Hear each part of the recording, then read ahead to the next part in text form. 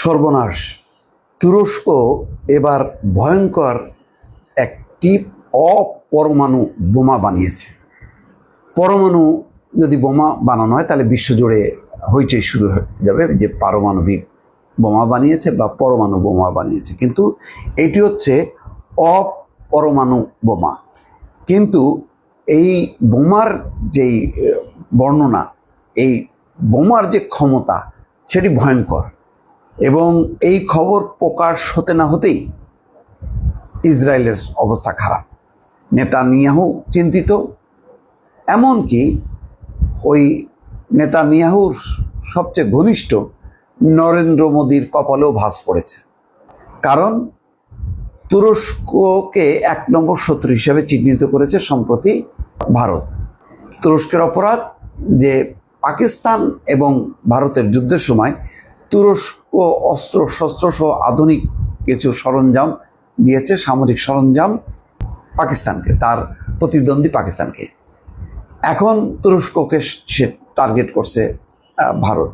ঠিক ভারত যখন এইরকম একটি অবস্থা, তুরস্কের বিরুদ্ধে অবস্থান নিয়েছে, সেই সঙ্গে তার বিগ বস ইসরায়েল তখন যেই বোমা তারা আবিষ্কার করেছে বা তৈরি করেছে, সেটা হচ্ছে 2000 পাউন্ড ওজনের গাজাপ নাম। এটি নিয়ে রীতিমতো মাথা খারাপ। খবরে বলা হচ্ছে হাইপারসনিক ক্ষেপণাস্ত্রের পর সবচেয়ে শক্তিশালী বোমা প্রকাশ্যে আনলো তুরস্ক।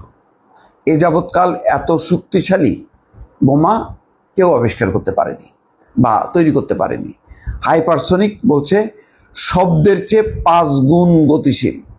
ক্ষেপণাস্ত্রের পর এবার সবচেয়ে শক্তিশালী অপরমাণু বোমা আরও এক গণবিধ্বংসী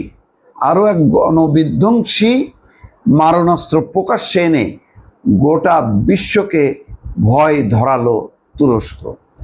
যুদ্ধ বিমান থেকে এই বোমা ছুঁড়ে মারলে চোখের নিমেষে গুড়িয়ে যেতে পারে শত্রুর দেশের একাধিক শহর। মানে এমন বোমা, তার শক্তি এমন যে নিমেষে পুরো শহর মানে গুড়ায় যেতে পারে, সেই খবর বলা হচ্ছে। পাশাপাশি কৌশলগত পরিকাঠামো বা সামরিক ছাউনিকে পুরোপুরি নিশ্চিহ্ন করার ক্ষমতা রয়েছে এই বোমাটির। মানে পুরো সামরিক ঘাঁটি উড়াই দিতে পারে তারা।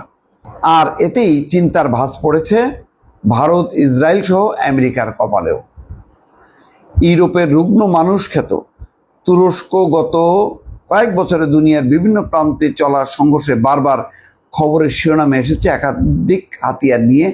সেই তালিকায় রয়েছে তাদের হামলাকারী ড্রোন, নানা ধরনের ড্রোন আলোচনায় এসছে, পরে রকেট, ক্ষেপণাস্ত্র।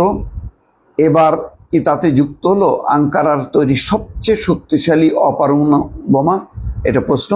নাকি কোনো যুদ্ধের প্রস্তুতি নিচ্ছেন প্রেসিডেন্ট রিসেপ তাইয়েপ এরদোয়ান? উঠেছে এমন সব প্রশ্ন।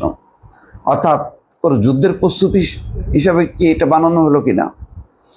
তো এখন রীতিমতো ইসরায়েলের মাথা খারাপ। চলতি বছরের জুলাই 17তম আন্তর্জাতিক প্রতিরক্ষা শিল্প মেলা 2025-এর আয়োজন করে তুর্কি প্রশাসন। সেখানেই সবচেয়ে শক্তিশালী গণবিধ্বংসী অপরমাণু সহ জোড়া বোমা প্রথমবার প্রকাশ্যে আনে আঙ্কারা। সেগুলোর একটির নাম গাজাপ, স্থানীয় ভাষায় যার অর্থ হলো ক্রোধ। দ্বিতীয়টি হলো হায়ালেট বা ভূত। দুটি বোমাই তৈরি হয়েছে প্রেসিডেন্ট এরদোয়ানের জাতীয় প্রতিরক্ষা মন্ত্রণালয়ের নিয়ন্ত্রণাধীন গবেষণা এবং উন্নয়ন কেন্দ্রে। তুর্কি গণমাধ্যমগুলোর প্রতিবেদন অনুযায়ী গাজাপের ওজন আনুমানিক 2000 পাউন্ড বা 970 কেজি। শত্রুর উপর আঘাত হানার সময় একসঙ্গে একাধিক বিস্ফোরণ ঘটানোর ক্ষমতা রয়েছে তার।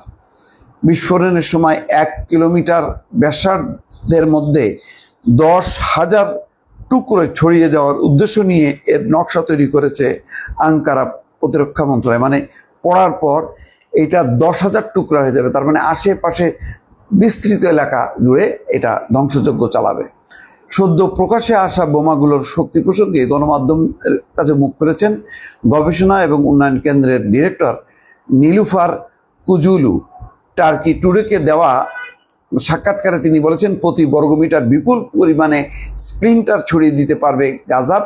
একটি শক্তিশালী MK সিরিজের বোমার চেয়ে এটি 3 গুণ বেশি শক্তিশালী। সূত্রের খবর অনুযায়ী এই বোমাটির মধ্যে একটি পরিবর্তিত ফিলার এবং অভ্যন্তরীণ পাঁজরযুক্ত কাঠামো রয়েছে, যা এর বিস্ফোরণের ক্ষমতাকে উল্লেখযোগ্যভাবে বৃদ্ধি করেছে। গাজাপের নকশার সঙ্গে গ্রেনেডের কার্যকারিতার কিছু মিল রয়েছে, তবে এর ক্ষেত্রে এলোমেলোভাবে ইস্পাতের স্প্লিন্টার এদিক ওদিক ছড়িয়ে পড়ে না, উল্টে বিস্ফোরণের পর নিয়ন্ত্রিত টুকরায় ভেঙে গিয়ে সেগুলো শত্রুর উপরেই আঘাত হানে। মানে এটার বহুমাত্রিক ব্যবহার বোঝাই যাচ্ছে। তো স্বাভাবিকভাবে ইসরায়েলের এখন খবর আছে, বোঝা যাচ্ছে। দর্শক ভালো থাকবেন, আল্লাহ হাফেজ।